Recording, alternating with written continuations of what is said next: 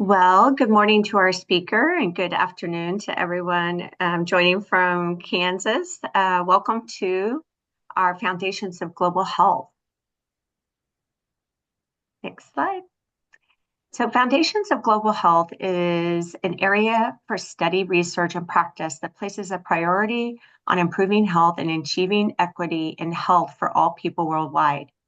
Global health emphasizes transnational health issues, determinants, and solutions, involves many disciplines within and beyond the health sciences, and promotes interdisciplinary collaboration, and is a synthesis of population-based prevention with individual-level clinical care. It is a varied and rich discipline to which many healthcare providers, researchers, and faculty aspire to being professionally engaged. With our being a globally connected world, this is an ongoing program through the Office of International Programs and is designed to feature those in our KUMC community engaged in the field of global health. KUMC's faculty, researchers, and clinicians are international partners and our community partners. Presenters will share their personal journeys, educational backgrounds, mentors, books, articles that gave inspiration, challenges, lessons learned, successes, epiphanies, life-changing moments, and even the heartbreaks. This series is meant to provide a platform for both presenter and participants to participate in conversations while developing fundamental knowledge and exploring best practices for engagement in the discipline of global health. We have an ongoing series with the African Trauma Initiative and the International Orthopedic Trauma Collaborative around the new trauma epidemic, and that next presentation will be on April 22nd. Hello, everyone. It is my honor to introduce our guest for today, Dr. Grant Searchfield. Professor Grant D. Searchfield is Deputy Head School of Population Health, Co-Director of the Isdale Moore Center, Hearing and Balance, a primary investigator in the Center for Brain Research and the Te-Chico Matamora MedTech Research Translator, and Head of Audiology at the University of Auckland. He is founder of True Silence Therapeutics, Inc., a digital therapeutics startup company. He is a former member of the American Tinnitus Association's Scientific Advisory Committee. He is Tinnitus Section Editor for Frontiers in Audiology and Otology and an Associate Editor for Frontiers in Neuroscience and Psychology. He has been an audiologist since 1994 and obtained his doctorate in audiology in 2004. And now, Dr. Searchfield. Great. Thank you very much for that. I will place I'll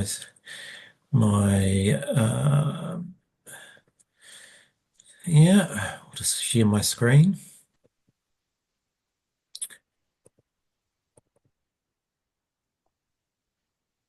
All right. Hopefully you can all see that. Okay. Lovely. All right. Now, are you seeing the main screen, or you're seeing the? Yeah, it's not in presentation mode if you want it to be. It's just everything. It's in presentation mode that you're seeing at the moment? No, No? Oh, it's lovely. Well, I've done it correctly. That's amazing. So thank you. Yes, this was going to be in person. Unfortunately, my flight was cancelled. But it's great to be able to have the opportunity to present here.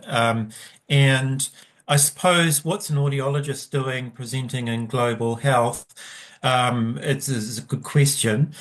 I am also a deputy head of School of Population Health here at the University of Auckland, and hopefully the context that I talk about here will give some insight into some perspectives. I'm going to show you a map of the world. There's been lots of maps being shown around the world at the moment. This is a slightly alternative one. Now there is a purpose behind this, apart from being a little bit of an icebreaker.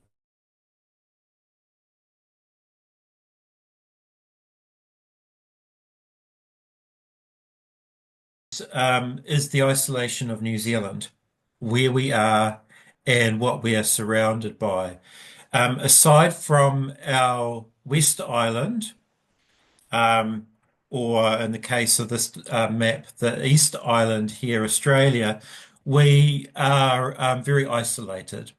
And this is both a value and a problem at times. And when I come to talk about some of the issues and positives within the New Zealand health system, um, I think it's important to understand, and particularly when I liken it to the United States, do some comparisons there, that all these sorts of things have to be in context to where we are and the certain situations that govern these particular aspects. Uh, we're obviously very close to Australia. We have similar flags, even, although our flag is 50 years older than their flag. So, if it comes to the debate about who should change their flag, we got there first. So, we have dibs on the flag. Um, Here's New Zealand overlaid on a map of the United States. So, Kansas City over here. Now, I don't know what you think, whether you think that this is large or small. When you look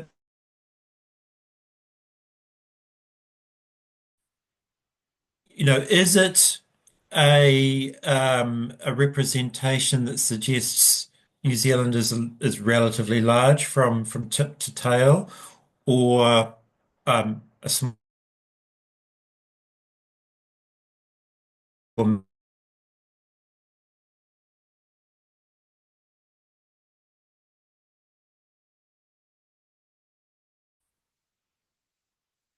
Sorry, I froze there for a moment.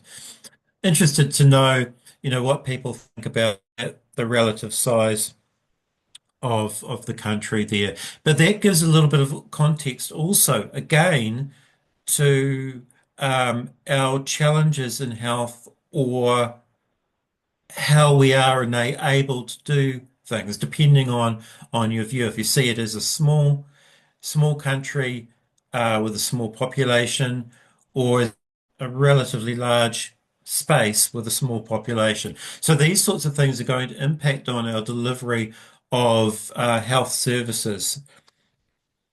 Um, I'm based in Auckland, which is the major metropolitan area in New Zealand. A third of the population reside in this top third or fifth of New Zealand, particularly within Auckland here. Auckland is on a thin isthmus surrounded by the Pacific Ocean and the Tasman Sea over here, and is in a fairly focused area, but we are quite a widespread city. A beautiful place. If you have a chance to come and visit, please do. Again, what does this have to do with global health? Well, there's a number of different determinants of health here. I suppose there's lifestyle, there's outdoors, which are positives. Over here in the background, you can potentially just see an island in the background.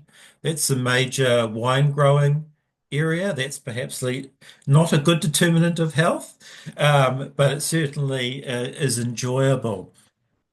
And I'll get on to a little bit about the population of Auckland and its makeup. A little bit about myself. I live out in the country, about an hour's drive from Auckland City. I work from home quite often. Here's a few of our horses. My daughters are riders and get to enjoy this aspect of our lifestyle. So, a few interesting facts. New Zealand was one of the last places on Earth to be discovered and inhabited by humans. In 1893, New Zealand was the first place to give women the vote. First country to have a national welfare state, and this shapes our health delivery and is, a key difference when I look at the United States and New Zealand. And we'll talk about that in a little bit. population of slightly over 5 million, growing towards 6 million, and is one of the few places in the world that doesn't have snakes. So if you don't like snakes, come to New Zealand. Actually, we really don't have anything particularly nasty at all in terms of poisonous or things that will eat you. We have lots of birds, so if you don't like birds, don't come to New Zealand. And the environment where I work, Auckland, we have a population of 1.7 million. So if you have a look at that total population, you can see that really this is a very much the population centre of New Zealand. And if you were to consider that map that I showed you, then everybody else is somewhere else on that map. And perhaps I imagine in Missouri and in neighboring states, you have a fairly rural population as well, perhaps. And as you know, that this can be a challenge to provide health delivery into rural environments where perhaps the closest major city is quite some distance away and travel is involved. This is not a health determinant, surprisingly, but Auckland sits on 53 dormant volcanoes. They're all very extinct, thankfully. Um, you saw before in that photo lots of yachts in the harbour. Auckland's nickname is the City of Sails because we do have more boats apparently, though I've never counted them, than any other place around the world in terms of per capita. I'm based at the University of Auckland, which, not surprisingly, because of where we are based, is New Zealand's largest university. We have 40,000 students. It's a very, very general university in terms of curricula and courses. It contains a medical school, engineering school, business school, law school, so on. And it was established in 1883. Um, when you look at dates around these sorts of things, it's interesting to note when things are founded. This is early from a New Zealand perspective, but obviously on countries, older countries, it's relatively recent university.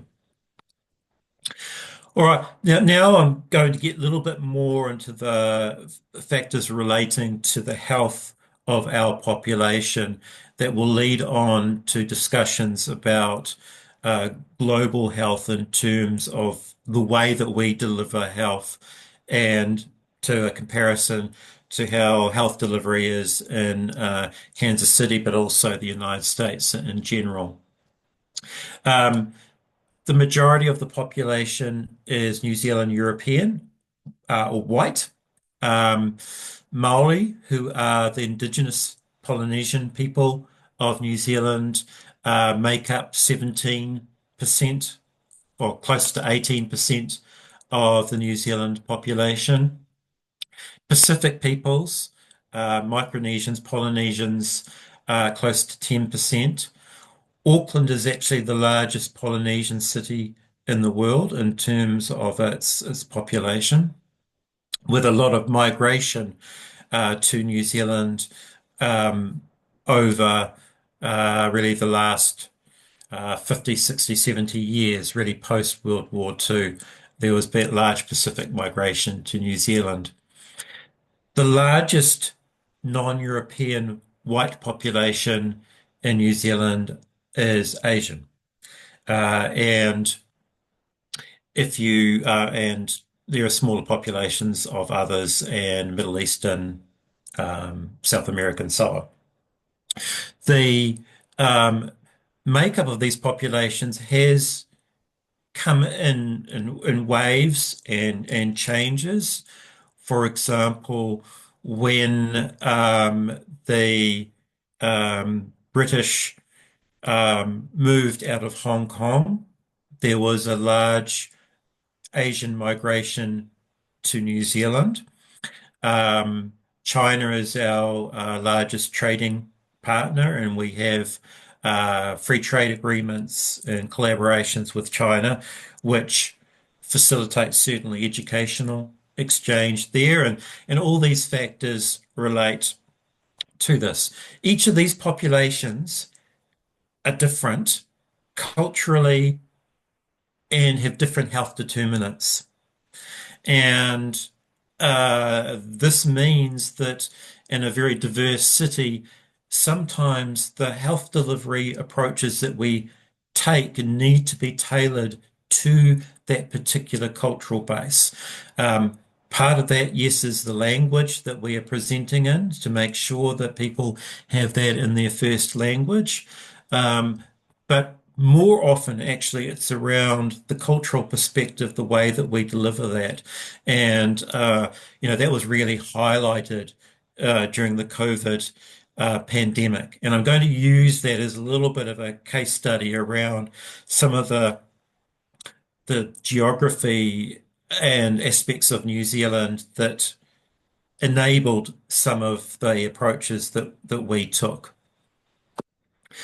So, um, health delivery in New Zealand is primarily publicly funded through our taxes. Our services that are publicly funded include inpatient, outpatient, mental health, long-term care, as well as prescription drugs. Patients do copay on some services. So, for example, if I get a prescription, all right, whatever that will be, I pay 5 New Zealand dollars for that, which is a relatively small amount for that particular prescription. If I visit a general practitioner, my GP, I will pay 25 New Zealand dollars for a 15-minute consultation. So that gives us a little bit of an example there that over time, it costs in particular has meant that that relative balance, there's a slight change from being complete coverage to large scale coverage. Interesting to note here that about a third of the population also has private insurance. All right. So people do choose to go privately, particularly for elected surgeries where, shall we say, most um, almost all accident emergency type of incidents would go through the public hospitals, but a hip replacement might go through elective surgery. So we do also have a parallel private health system as well. Um, this table here summarizes some of the co-payments. There are groups in New Zealand who are exempt from payments. Individuals who regularly visit their general practitioner, they after a certain amount, they have to keep on paying to see them. Low income adults, there's a card that people have that they can present at various places to get discounts. Retirement age in New Zealand is 65. Individuals over 65 generally have all services paid for free, including public transport, so that they can get to hospitals. Um, and we have essentially what is, hey, a buying mechanism to work with uh, pharmacology companies. And so all our pharmaceuticals are purchased through the government.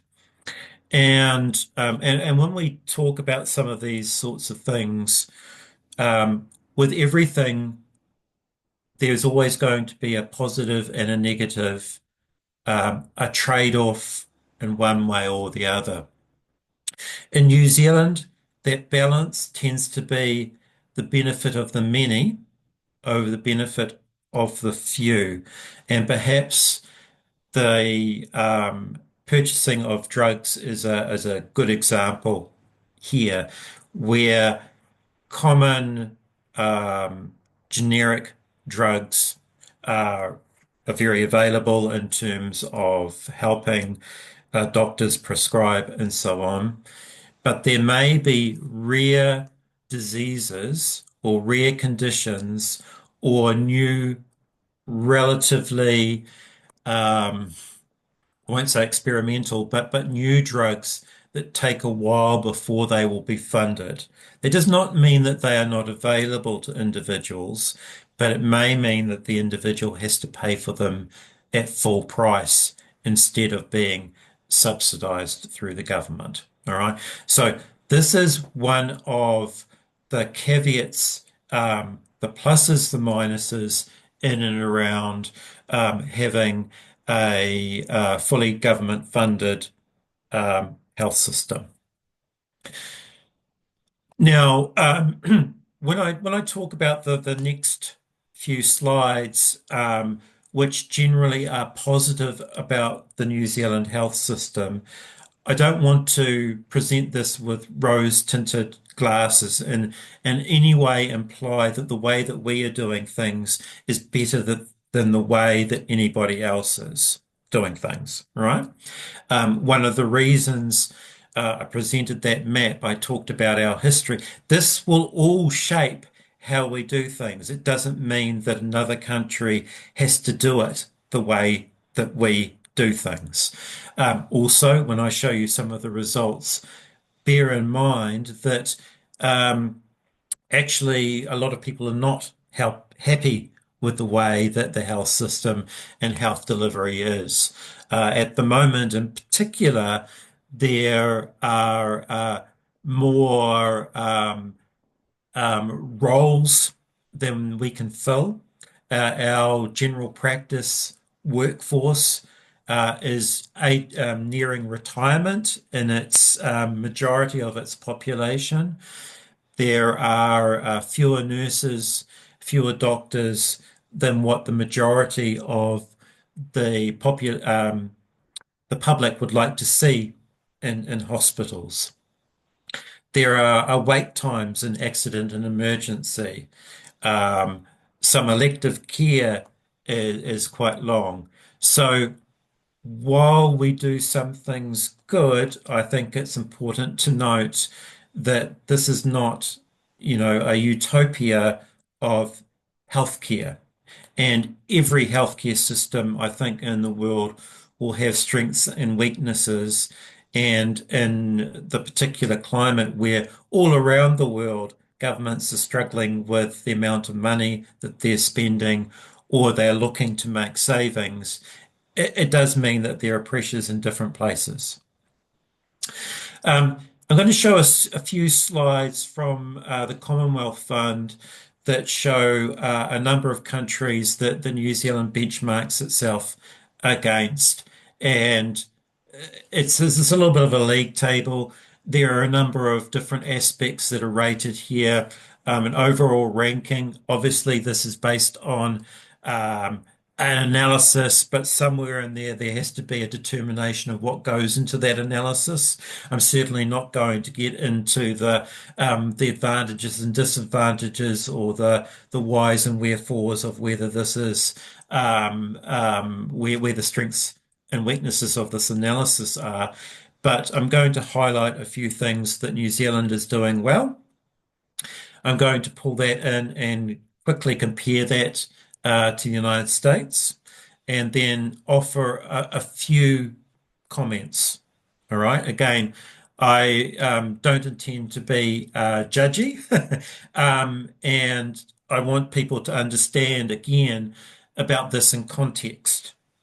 New Zealand, 6 million, the size we are, where we are in the world, our history. All right. That determines some of these things. So please bear that in mind. All right. So New Zealand's doing relatively well in this overall ranking. Our cousins in Australia, um,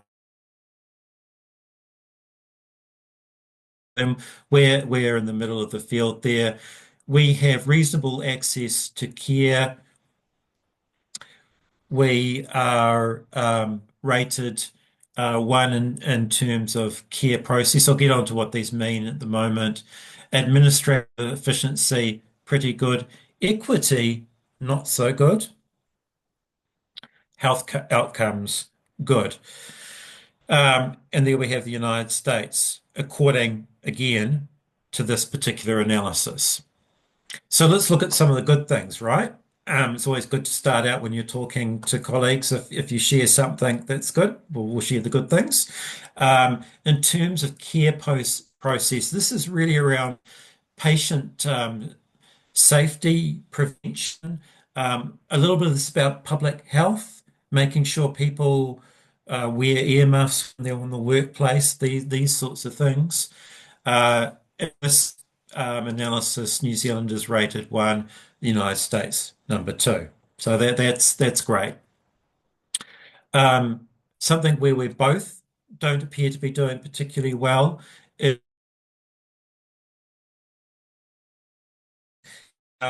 because related to income-related differences or differences on race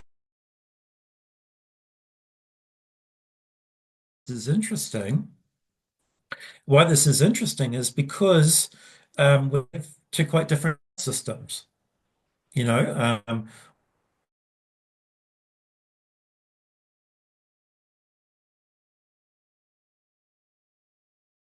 and another one which is more privately funded that you think may well, and there are probably different aspects. And population. I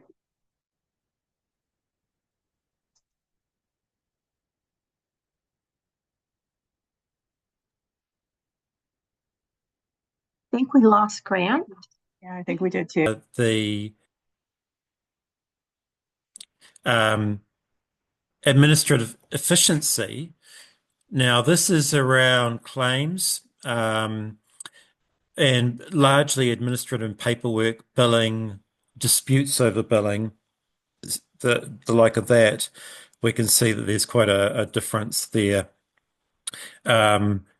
for the United States and New Zealand. When it comes to health outcomes, again, according to this particular analysis, New Zealand is doing better than the United States. This relates to life expectancy. Certainly, the life expectancy that I last reviewed for the United States and New Zealand, there is quite a divide there, with New Zealanders tending to live to an older age in general. Now, one of the things that influenced this that I noted was the pandemic, the COVID-19 pandemic, and the number of avoidable deaths or the change in death rate during the pandemic. And as I mentioned earlier, I'm going to use that as a bit of a case study because the statistics on this are quite interesting, but also because they do relate back to what I mentioned earlier in the geographical isolation of New Zealand. So we can see the average death rates in New Zealand during the pandemic dropped. That is, the pandemic improved the health of New Zealanders in that we were less likely to have other health issues. And one of the few countries where the mortality rate actually dropped during those COVID years. In context, it took longer for the COVID virus to reach New Zealand. We had a slightly greater time to prepare. We could turn off access to New Zealand because we have sea borders much more easily. So these factors have to be considered, that while New Zealand did incredibly well during the pandemic relative to some other countries, our geographical isolation did assist. What also did assist, however, was social cohesion at the particular time. And when an analysis was undertaken looking at the strategy that the New Zealand government applied, public health approach to the pandemic with regards to shutdowns, where we had some of the most stringent isolation requirements in the world. While that was the case, on this index here, we can see that close to 100% of people were in isolation at particular points during the pandemic. The overall length of time that we were in shutdown was smaller than many populations. So the concept, it appears, that going hard and locking down may, and it certainly worked for New Zealand, but may have been a good strategy that other countries may have considered, and that may have reduced the period of time within lockdown. That being said, of course, again, population size, the nature of the government, the history, the nature of the population that actually enables that. So I do want to change tack here, and thanks for the opportunity to talk a little bit more about my specific work. So I am an audiologist. The focus of my work is tinnitus. I look across this in many different ways, from clinical work through to the population. From a global perspective, this is the University of Auckland here, represented with major universities around the world. It certainly is a centre in which we are very pleased about in terms of our productivity in this space and our connectivity with other universities. In terms of tinnitus research, the volume of work is greatest from the United States, all right, and that's quite clear there. Followed by Germany. China is rapidly increasing the volume and quality of their tinnitus-related work. And we make it on the map, which is pretty cool for a small country. And actually, the University of Auckland is ranked 7th in the world in terms of universities for tinnitus treatment-related work in terms of the number of publications that we have. My own area is focused on tinnitus perception, and particularly tinnitus spatial perception, and more recently the use of artificial intelligence to be able to predict tinnitus-related outcomes from treatment. So tinnitus does have a spatial perception. It's not just in my left ear or right ear. It can be anywhere in and around the head. And we're able to undertake measurements such as EEG and be able to map changes before and after treatment, and then go back to the recordings that we undertake before and match that to responders to the treatment and non-responders, and we're able to map out the different brain regions that are responsible for that change.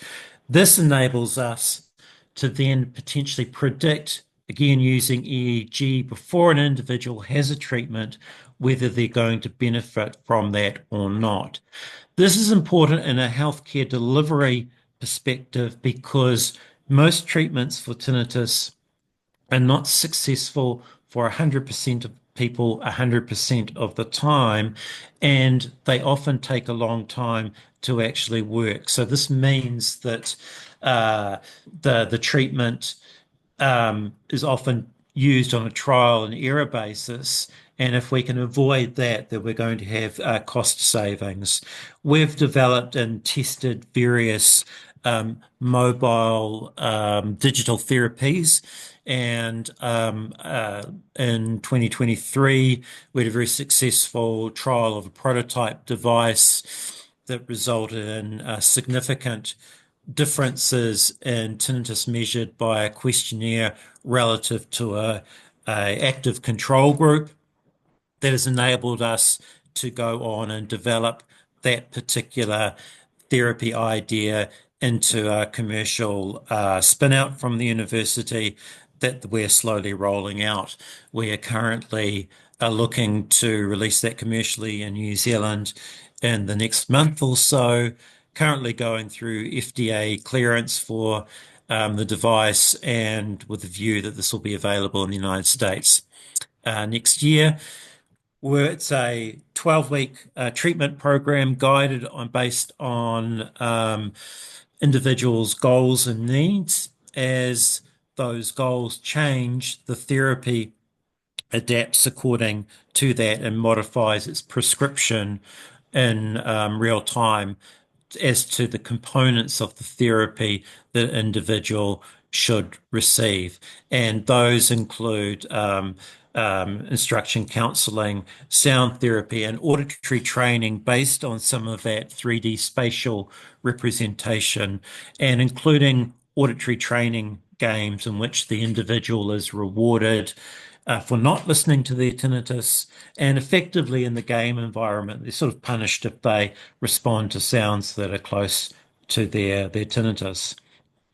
This is based around a desktop solution for the clinician in which various audiological information is put in, a smartphone app that the user employs, and then headphones, open ear earphones that we provide for the end user to use. Just a few screenshots here out of interest for everyone. The user is able to undertake a continual evaluation of their tinnitus in terms of tinnitus pitch, loudness, and location. And as this changes, so does the auditory training. The auditory training games modify themselves according to the individual's tinnitus at a particular point in time. So we have goal-based contextual information that can be updated by the individual. We're monitoring their tinnitus over time. This is all fed back to the clinician who can monitor that. We have various modes, relief, relaxing, and retraining modes in which individual can engage in a systematic training program in which they're required to do an hour's training per day over that 12-week period. That training can be broken up into multiple periods during the day. Thinking about what we're doing, and that's future focused. We're doing work in virtual reality and augmented reality. So taking the concept of representing a tinnitus in 3D auditory space and coupling that to visual images in which an individual can explore their auditory environment and interact with sound. And I know that everybody seems to mention AI or machine learning in talks at the moment. This is something that we've been doing for quite some time, and we're getting close to the point where our therapies will be informed by um, the recordings that we undertake. So in the next couple of years, we believe we'll be releasing a EEG-informed, AI-enabled version of our treatment that will continuously monitor EEG and then in real time adapt the therapy mode according to the brain signatures as to what particular aspect of their tinnitus function should be targeted. Along with EEG, we'll be recording ECG, skin response, and the like. We've got a number of studies underway at the moment where we are recording these biosensor signals both before and after treatment, but also during treatment. And we're working with a number of commercial entities in this space to enable us. We've moved from recording from 64 positions on the head for a research EEG down to around about 10 recording positions. We believe that through using some algorithms and calibration between this head relating recording positions, we're able potentially to migrate that information to just 2 recording sites based at each year, and this would enable us to move away from complex headsets that we currently would actually need to use to enable this to for at-home use to something that can be incorporated with headphones. So the idea the individual would undertake therapy very similar to what we're currently providing, but because we're able to monitor these biosensor signals and differentiate important from unimportant ones, we'd be able to extract information that will enable us in real time in a just-in-time adaptive therapy approach, manipulate the therapy so that hopefully a wider number of patients will benefit from the therapy and the depth of improvement will be greater as well. So we know that many tinnitus patients get benefit, but they often plateau after a period of time, and your ability to improve that further is limited. So I did want to keep the talk at a reasonable length to enable questions, and apologies for the interruptions with the internet. Hopefully, you got most of that. I'd like to thank you all for coming to the talk. I'd really like to thank the opportunity to give this talk, particularly as I was going to be there in person, but to be able to provide this via the online link, I'm really grateful for. This is just a few of the lovely faces of folks that are heavily involved in my laboratory in one way or the other, driving the auditory aspects or the AI aspects of the work that we are doing. So that's my summary there, and I guess I will hand over to Kimberly or Alexa to moderate. And again, apologies for that internet hiccup. Thank you so much, Dr. Searchfield. I'm actually going to do 2 things. I'm going to hand this over to Dr. Johnson and also just recognize our Dean, Dina Kimwantan, who's on, and maybe open up to him first. Can you unmute yourself, Dina Kimwantan?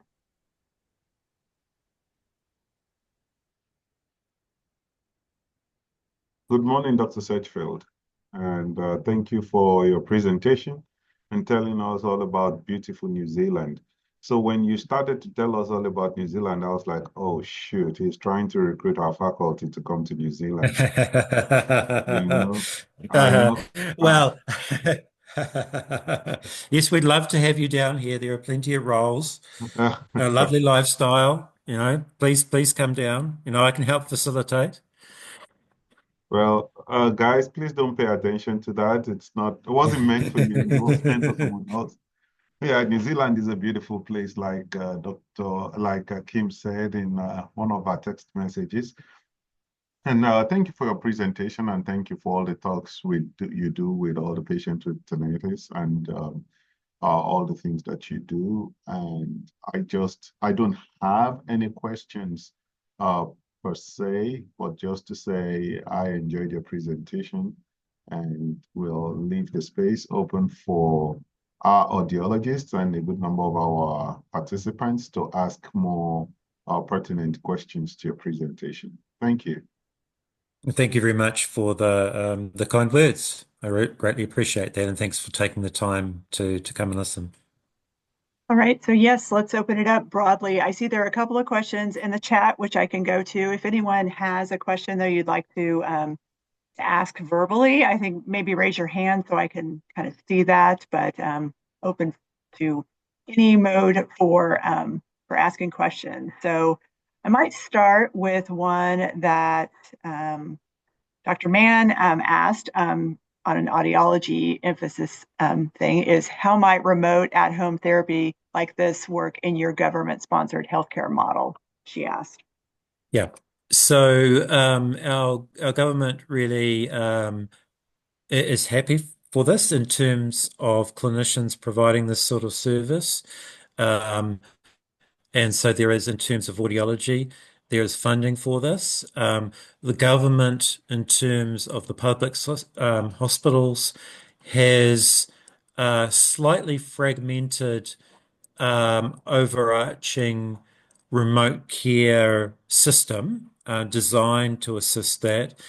There is a universal triage system, if you like, where people can call up, talk to health professionals about their particular problems, ask whether this is something that they should be concerned about, whether they should be seeing their general practitioner, whether they should go to A&E. So that works really well, and that served a good purpose in helping people during the COVID epidemic, as well as to whether they should go and see a medical professional when they're in isolation. So there are means and mechanisms there.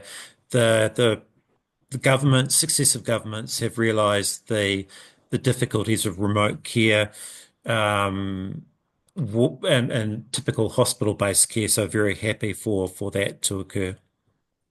Yeah, very good. I'm going to pop up to an earlier question. I think when you were talking about some shortages that exist in what we would call primary care, and then you talked about nursing. That is, I would think, an overlap to a certain extent with things we're seeing in the United States. What approaches are being taken to address those voids, getting more people interested in pursuing those paths? Are there programs? Yeah, so the number of graduates that universities can, because the university system is also heavily government funded, right? So the number of graduates has been increased, the upper limit of that. Retention is a really big problem for New Zealand. So while we are probably teaching and training enough medical professionals, many of them leave to travel, often to Australia, but also to the UK and Europe, where they will be paid more. So the attraction for coming to New Zealand is not the salary, it's the lifestyle, and we can't compete on an income basis there. In terms of nursing, there's a rise in nurse prescribers, so who will undertake take some of the pressure off the general practitioner or the hospital doctors by, in certain circumstances, with additional training at a master's level, be able to prescribe drugs, which they wouldn't have been able to undertake with their initial training. And the concept of professions operating at the peak of their scope of practice is something that is trying to be developed there. And that's in audiology, for example. Audiology is probably more similar than other areas. Most of audiology in New Zealand is provided through privately. All right, people pay for their hearing aids. There is a subsidy, but it's largely not full. Well, not it's a subsidy, but they're paying a large amount of money. They're paying audiology fees. Audiologists are employed uh, by companies, but not by the government. So aside from pediatric audiology, most of that is done in the private practice. And what has been the case for many years is that our scope of practice has gone back to a common denominator of how to make money for the private companies, which has been around selling hearing aids. And we've been trying to get audiologists to operate a full scope of practice with regards to diagnostics, rehab, and so on. And we're hopefully making progress there. But throughout the New Zealand health system, this is really the driver to make sure that people are operating at their full scope of practice to relieve those individuals that might be undertaking some of those activities that don't need to be. In the audiology space, in the public hospitals, a number of public audiologists are triaging for middle ear complaints and so on, referring for scanning and so on, so that this reduces our otolaryngology colleagues from undertaking those relatively easy tasks that arguably audiologists might in fact be better at triaging or have more time for at least. So yeah, that's really what we're seeing there in that particular space. So the main motivations for people moving are income. It is not unusual for New Zealanders to go on an overseas experience because a lot of New Zealanders have European links and possibly even EU passports or UK passports because of parents or grandparents. They quite often travel to Europe for a couple of years before coming, hopefully back. And so this is, and our workforce at the moment is heavily dominated by overseas trained clinicians, actually. So, those are the circumstances that drive these sorts of things. Okay. Thank you. Interesting to hear similarities in what we're doing here and some differences. So, but it is a challenge, and interesting to hear the salary and draw of other places. I think that's an evergreen problem, right? Okay, well, we are pretty much at the end of our time. So I think this might be a good place to break off. There were some other questions in there, and I think we'll continue to have some conversations about one of the last ones, which was collaborations between your university and our university, but we can continue those.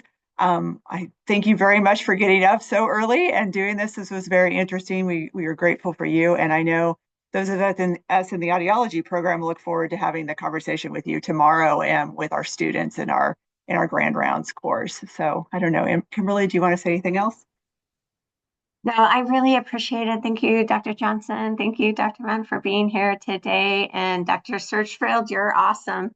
We really appreciate your commitment to this time with us. It's great to have you here virtually. Yeah. Yeah, thank you. And again, apologies for the breakdown in the internet. Somebody didn't put the coins in the internet machine this morning, so hopefully I'll have that sorted out by tomorrow. And to the folks that attended, thanks very much. Grateful for your interest, and if you do want to pass those questions on, please do. And for the Dean, I promise that I will send you a note if anybody asks me about moving to New Zealand, and we'll have to get your approval. You might have to make a list. I think there's a lot of us that want to sign up. I'm going to discourage people from moving to New Zealand. Your flight will always be cancelled. That's right. We'll be stranded on an island.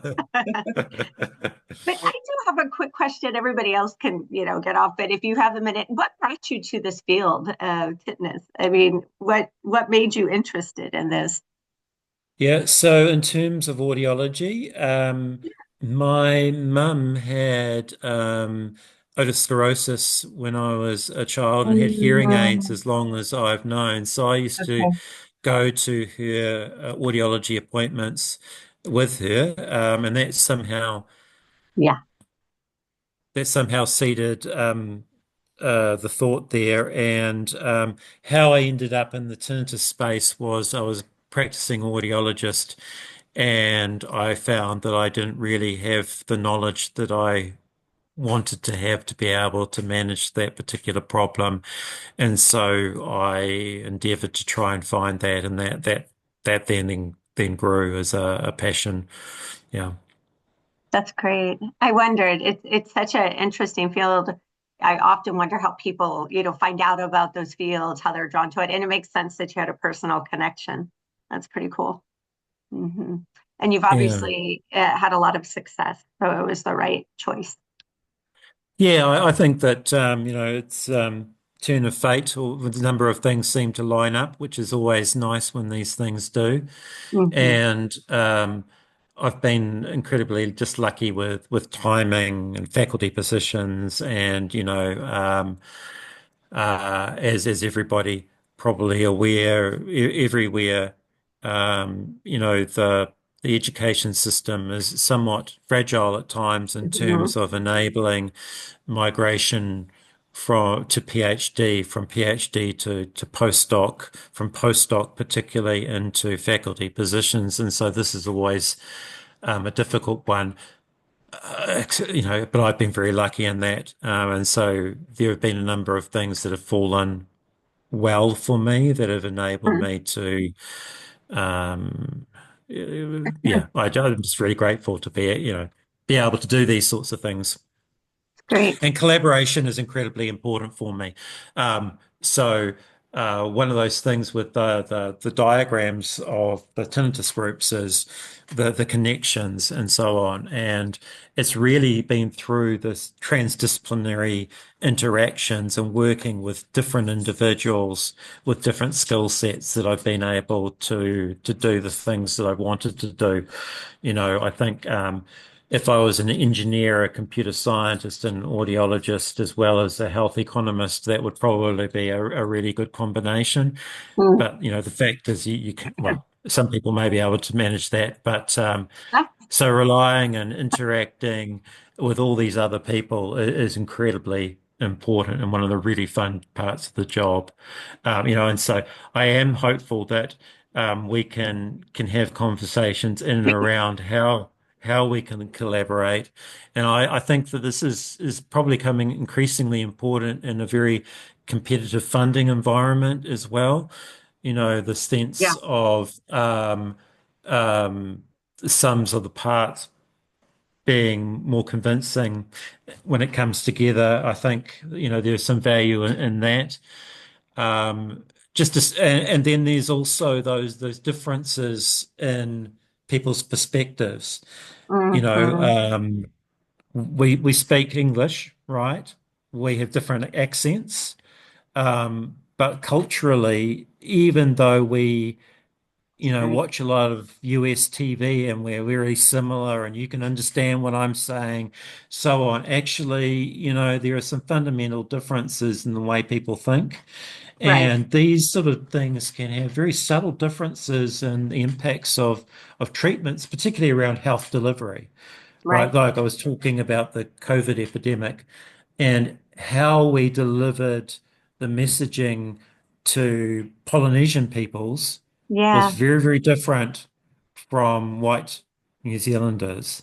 Yeah. Um, and this transpires through all the different health disciplines. So Yeah. But there's a that lot we is, can, yeah, yeah. I mean, yeah. that is one of that is a main reason for our students going out for what we call international educational experiences. And I could see, and I know that Dr. Johnson had wanted to meet about student mobility specifically. So we can look at our calendars and try to set that up. I didn't want to jump into setting up with you being, the time zone being different. I wanted to work with you a little more closely on setting those up. But there are such benefits, and specifically, a lot of people aren't aware we have a huge Micronesian population in Kansas City, and so with that experience in New Zealand, I think there could be lots of benefits, culturally, and how we provide care. So I don't know, Dr. Johnson, do you want to maybe look at your calendar and see what would be a good time to meet Yeah, with Dr. Searchfield about that? Yeah, I'd be happy to do that. I had there are a couple of other people who might be good to have just brainstorming some of that, or we could start with just us. But I think that the fact that there isn't the language barrier is a huge plus, because you can then fully immerse in the learning of what the cultural differences are. And that's just a very unique situation in some ways. So I think that it's in audiology, the buttons are in the same yeah, place. yeah, When you're driving, the steering wheel's on the opposite side, but when you're doing audiology, the present button's in the same place. So yeah, and audiology in general is in principles very similar, and where the differences are, it does offer that learning experience. And currently we have an Aud student in their internship year visiting us from Washington State. Oh, okay. And that's been really good. And in the past, we've had shorter internships from universities in New York and things like that. So we do have experience in hosting people in different situations. So I think that would be something that, we certainly would like to explore. yeah. Yeah. I'd love to see it bi-directional, because right now our medical students go to New Zealand, but we never get any medical students from your university. And so I'd like to work on that. Like, how can we help support the bi-directional? Yeah, I think there are certainly opportunities for that. And, working out, appropriately at the time what they should be doing, how we can, do that. Yeah. The nature of those sorts of things are logistics, but the principle behind it, I couldn't agree more. So, I think that, we can tee that up as something that we all agree on would be a really positive thing to do. So, yeah, we'd be very happy to look at that. Okay. Okay. Well, Kimberly, you and I can get our heads together a little on some of that. So sounds good. All right. All right. Thank you until your tomorrow morning, Dr. Searchfield, and our noon tomorrow, right? Yep. And I'll make sure I'm putting some coins into that machine so it actually works this time. Oh, last week